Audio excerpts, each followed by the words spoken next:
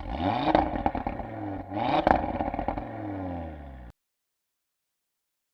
everyone, welcome to another vlog in the RS3 today, and as you can tell, I'm still smiling and I'm still really happy and excited that I do have an RS3. Now I've had it for a couple of weeks and it's gone 1,500 kilometers now.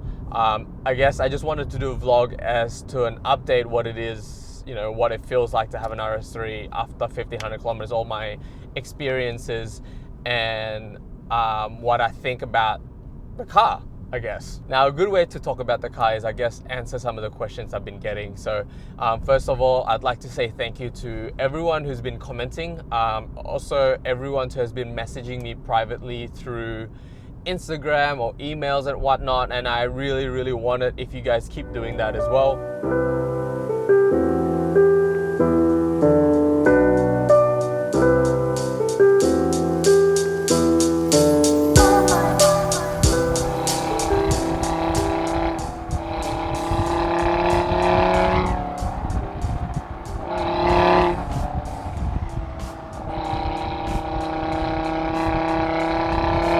So let's start talking about the exhaust from there, because obviously a lot of the guys that buy the RS3 buy it for the exhaust. They love the sound, and how can you not? The 5-cylinder sound is amazing. It's spectacular. It is addictive, and it's nothing like out there in the market right now, and that's what makes the RS3 quite attractive, is uniqueness when it comes to sound. Now the question that I get the most is, you know, how is it different from the previous one, and how is it different specifically? Like, you know, what am I missing? The kind of pops and whatnot, all that kind of stuff. Now, I can definitely tell you that the sound is almost very similar. Volume-wise, it's kind of just the same. It's as loud as the old one. The only thing that you're missing is a loud pop, or I would like to call it the bang. You are missing a big bang. Now, in saying that, this is a weird thing. I drove my friend's facelifted S3. Now the S3 seems to pop more than the RS3. I don't know why Audi did that.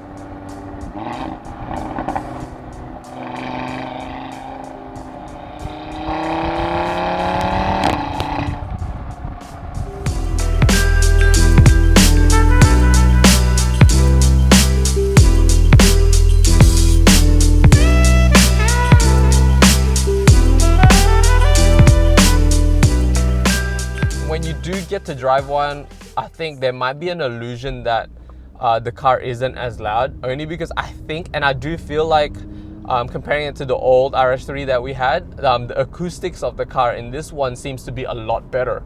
It's a lot quieter, it's a lot more silent, it's a lot more comfortable in this car. Maybe that's why the sound isn't going into the cabin. Now, what's my opinion on that change? A lot of people have been saying that, you know, if the sound is not as good as the previous one, it's not worth to upgrade. It's true in effect. So if you have a current RS3 and the sound is your biggest, I guess, want from that car, and the sound is the biggest thing that you love about that car, and you already have the old RS3, my advice is not to change.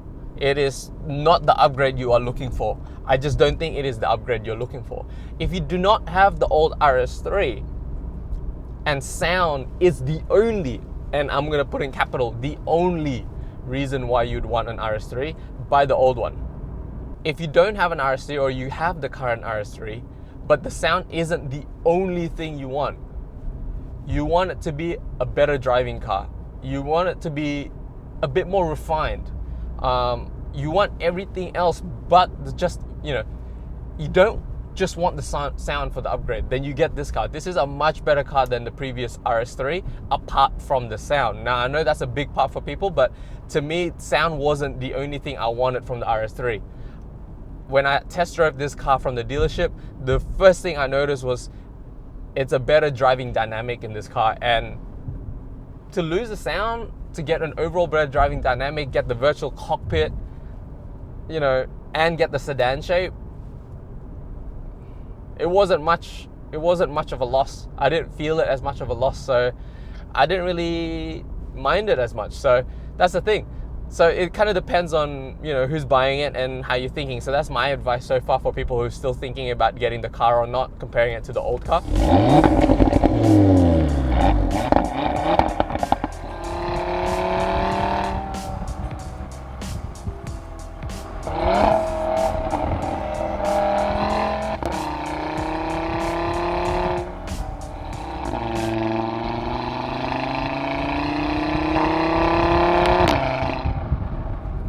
What I found a bit different with the exhaust is that when you put onto dynamic, it's completely different to when you put on individual with dynamic exhaust. When you're on dynamic itself, it sounds a lot louder. And then when you put it into the S transmission or manual transmission on the dynamic mode, it sounds again a lot louder again. So if you guys been testing the car and you go, oh, the car's not as loud, don't put on that, just dynamic and drive on D, and also don't drive on individual with a dynamic exhaust.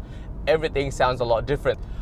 One thing I found with the car after driving a lot more, which is something really weird that Audi does, DSG is kind of marketed towards a fast shifting transmission. But for some reason, if you're on a partial throttle in manual mode in dynamic, when you shift up, it actually lags a lot.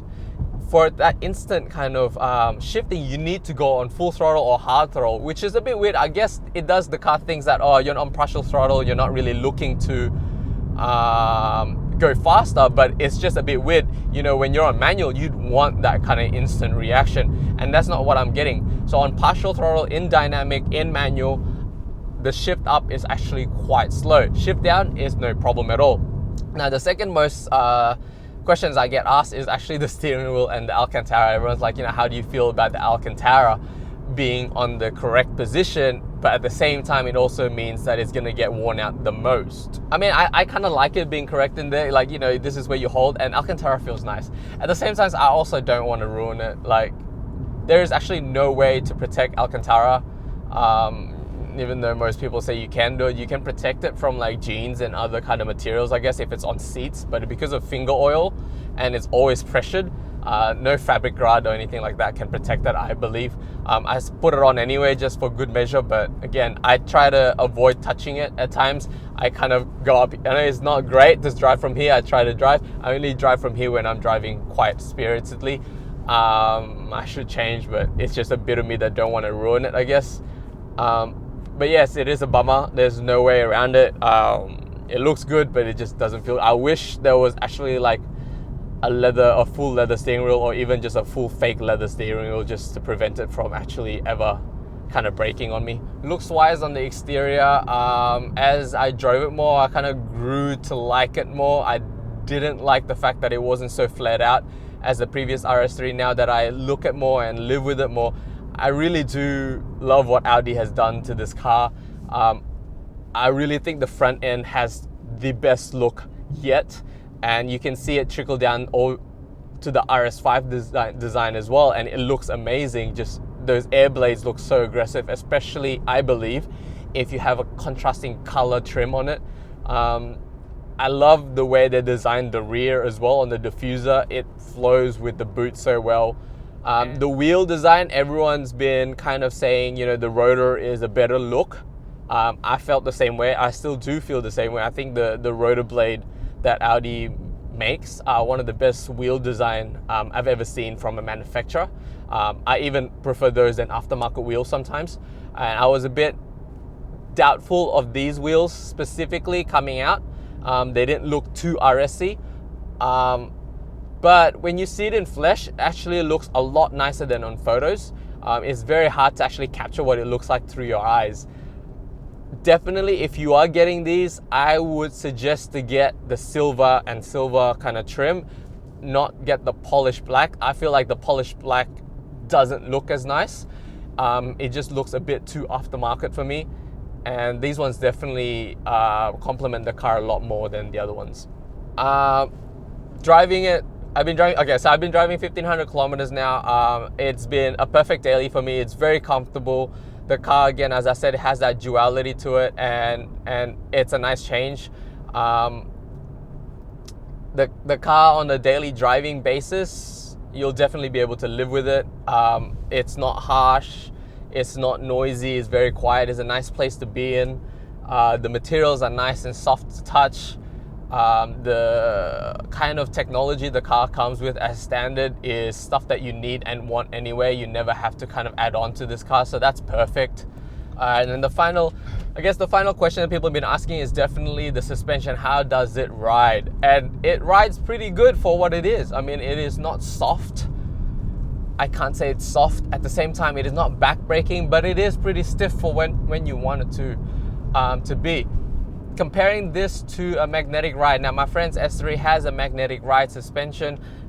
If I was given the option again, I said in my first video that I didn't really care for the magnetic ride because I've been hearing reviews and other people telling me that it's not needed. But I tried it on, and for a daily driver, I think you need magnetic ride. It is a lot more comfortable in highway conditions, a lot more comfortable in longer road trips as the car kind of adjusts to it. But yes, I do agree that in the sense of just performance base, I do feel that the standard suspension is more than enough, and maybe at certain cases a lot better than magnetic ride. So the sport suspension is just, the standard suspension is more kind of for what you think an RS3 is going to be driven for. But if you're using it more of as a daily, I think magnetic ride is a pretty cool thing.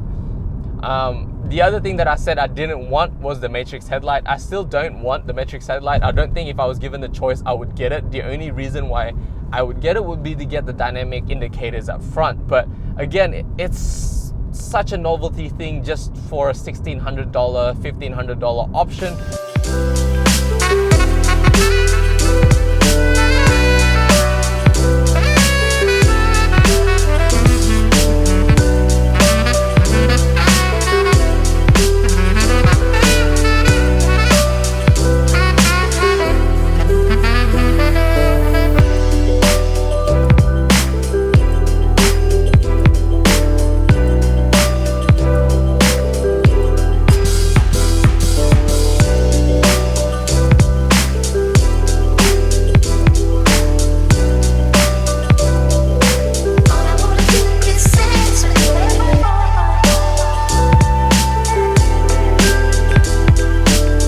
That's pretty much it for the video. I hope you guys enjoyed it, and again, let me know if you guys have any other things that you want to know about the RS3 before some of you also get yours. Hopefully the people that have bought an RS3 or thinking about buying an RS3 get there soon and enjoy it soon like I have.